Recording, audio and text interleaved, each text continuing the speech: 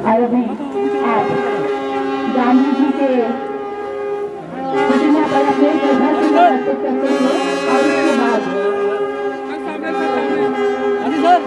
और उसके बाद ये गांधी ग्लोबल फैमिली ये प्रमुख श्री एसपी वर्मा जी और उनकी टीम गांधी जी की पुण्यतिथि पर हर वर्ष बड़ा कार्यक्रम आयोजित करते हैं।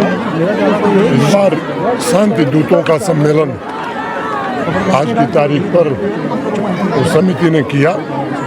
जम्मू और कश्मीर दोनों क्षेत्रों से बड़ी संख्या में जिम्मेदार नागरिक, समाज के प्रबुद्ध वर्ग के लोग और स्कूली बच्चे आए। मैं समझता हूं कि जम्मू कश्मीर देश और दुनिया में सही रास्ता बापू के मार्ग पर ही चलकर हम प्राप्त कर सकते हैं। शांति, सद्भाव और विकास जो लक्ष्य है उसे बापू के रास्ते पर ही चलकर प्राप्त कर सकते हैं। घटना हुई है सर।